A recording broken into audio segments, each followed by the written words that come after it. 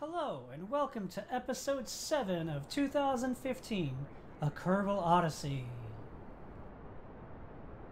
Today we are launching from a secret base in Russia.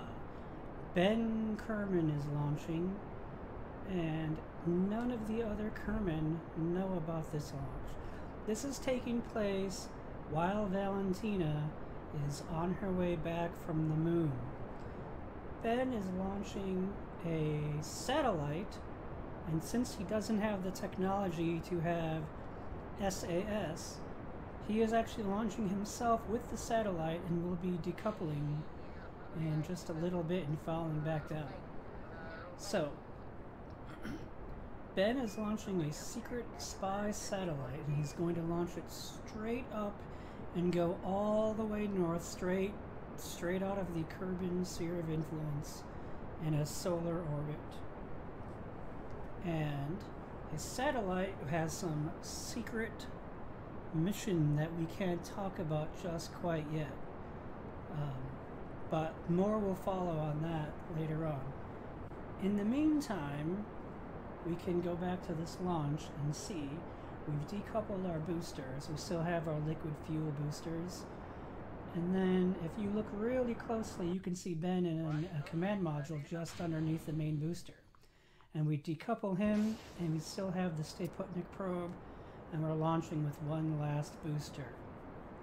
This is going to give us the delta V we need to completely escape the Earth's atmosphere, while Ben will be still ascending to about 55 or 60 kilometers, maybe before starting to fall back down, and his parachutes will keep him safe. In the meantime, we're going to follow the satellite all the way up. Now this is on, I know it's near the North Pole, but it is on the other side of the planet, and Valentina will not be able to see this launch on her return safely back from the moon to Earth. So we are slowly getting low on this fuel here, but we can see our velocity really picking up. And we're just about empty, and there we go. So now we can detach, and we have our satellite. Now this was launched before Ben had unlocked solar power. So what he's planning on doing is bringing up at some other future date, bringing up some items to attach to this satellite, including solar panels and other top secret experimental science. Basically, he's bringing up more science to run. So, we're going to run a little bit of what we have. Well, first we're going to go back to Ben and make sure he can safely descend, because this is all happening in real time. We want to make sure his parachutes are correctly launched.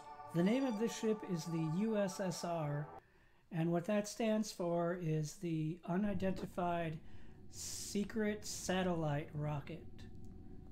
I know, quite clever, isn't it? So here's Ben with that evil look on his face. A Kerbal that no one else knows about. Ben Kermin. How did he get to the USSR? What is he doing here? What is his mission? These questions hopefully we can answer sometime in the future, but for now all we know is that he's launching from his own site with stolen technology that he somehow acquired. Maybe he had an inside source at the Kerbal Space Center. We don't know. But he does not have any electrical charge for his SAS. So his reaction wheel had been resized, like a lot of items on his ship. They had been resized using the tweak scale mod.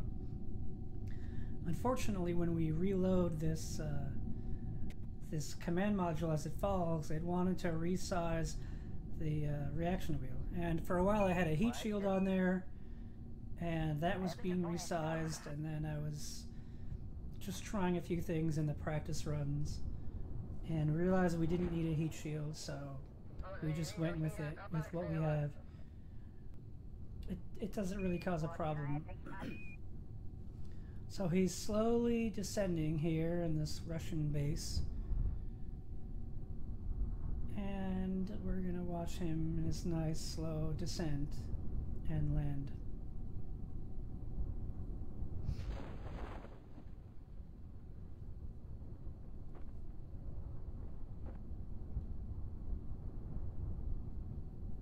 And now we're fully deployed on our parachutes, so we can do a little bit of physics acceleration. And then we can go back to the satellite and see what's happening with that.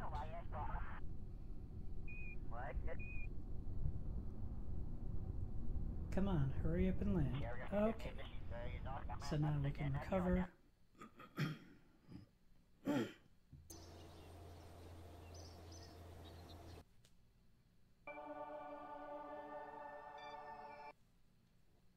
So what we're going to want to do is do some time acceleration until we're out of the Kerbin system.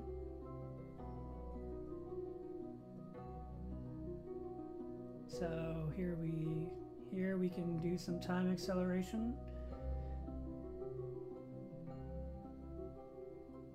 And you'll see on the Navball, when the image changes, you know we're outside of the sphere of influence. And now we're in a solar orbit. We should have achievements for this, but our achievements do not seem to be working, and they haven't been for a few episodes. I'm not really sure why, and honestly I'm not that concerned about it.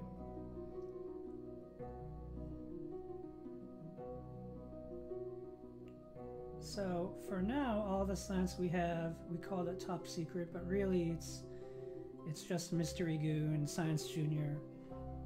And maybe we have a temperature reading to take.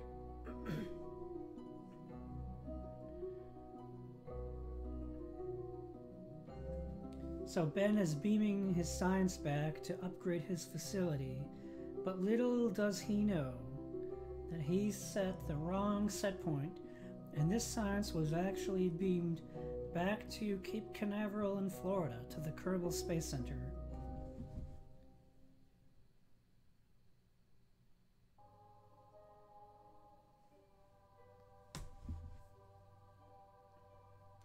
And so, because this satellite, for unknown reasons, likes to keep batteries draining, we had disabled the batteries until we were ready to transmit science. And unfortunately, we do not have enough electric power to transmit all the science back. But, like I said, we can bring up solar panels.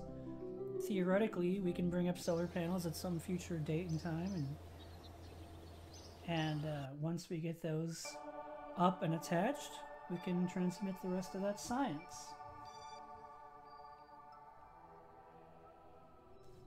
In the meantime, we can shatter the universe away and return back to Valentina's slow approach towards Earth.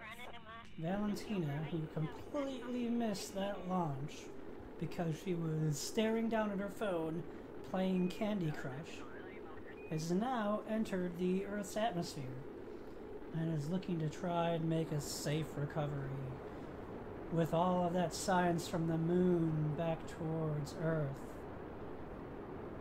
One question Valentina has is in regards to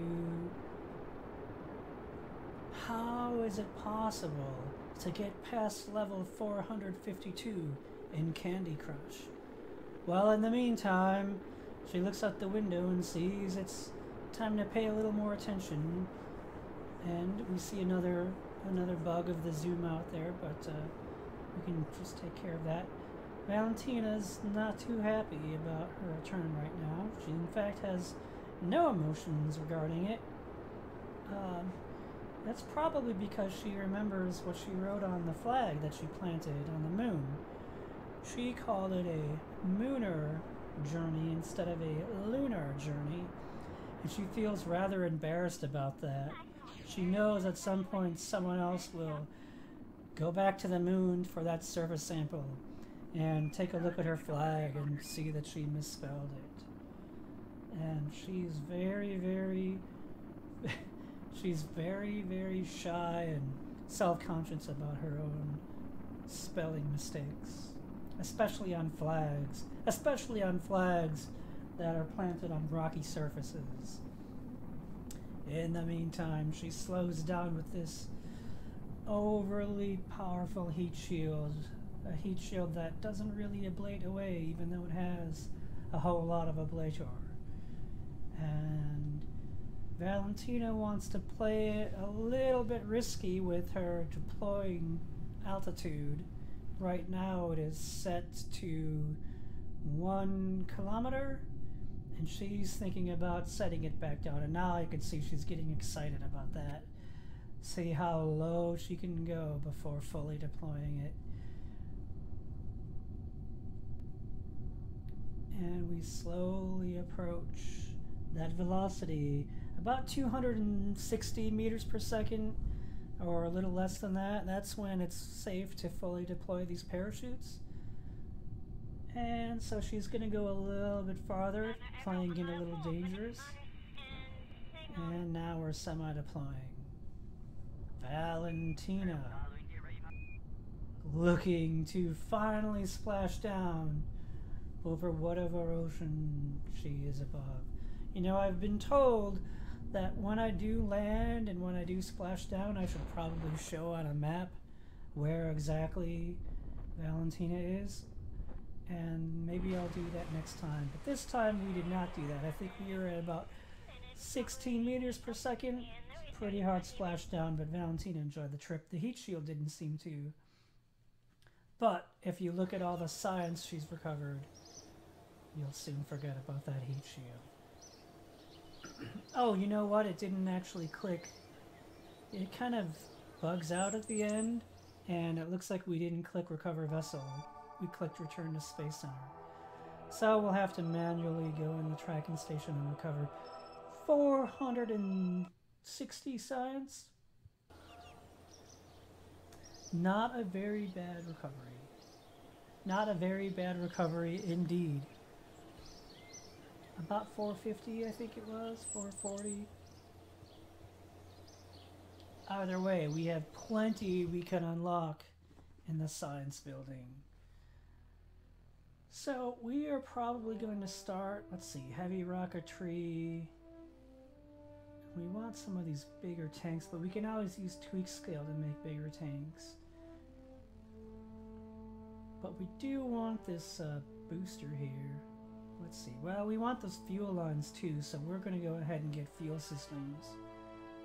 I don't think we need advanced construction. Yeah, we do want to make better planes, and we want the liquid fuel tanks for sure. So we're going to get aerodynamics. We probably want better landing legs, because we cannot resize those with tweak scale. Let's see. Oh, we have the auto balancing landing leg too. I'd love to test that. But let's see what else we have. Advanced flight control. Well, we can use RCS thrusters if we get that. We're probably going to spend all our science and get, I think we could get 3 more nodes. We could get more science with the atmosphere gauge. But we need solar panels, so we're definitely going to get that. Recycling is empty. Storage technology is empty. I wonder what mods use these. How far down? Is there anything? Logistics? No. Short-term habitation, long-term habitation.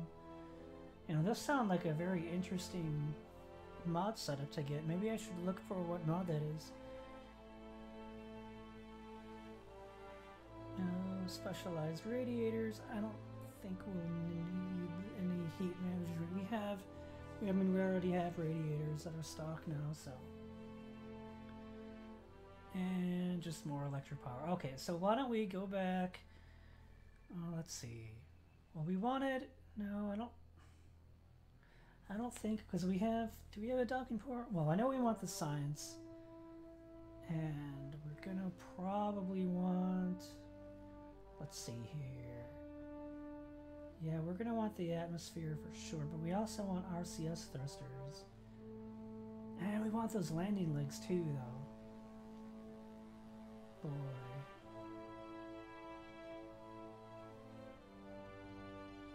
Well, I don't see the difference between these micro landing struts, if any are auto-balancing or not.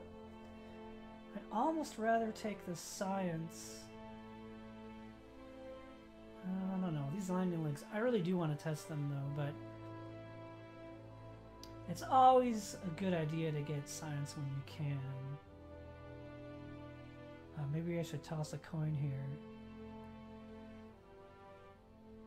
Well, I think science is...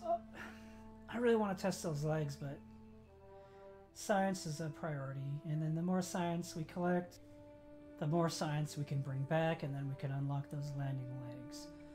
Well, but the real question is, where are we going to go next? And you'll have to tune in next time. Until then, I'm Ben Marcos. Stay classy.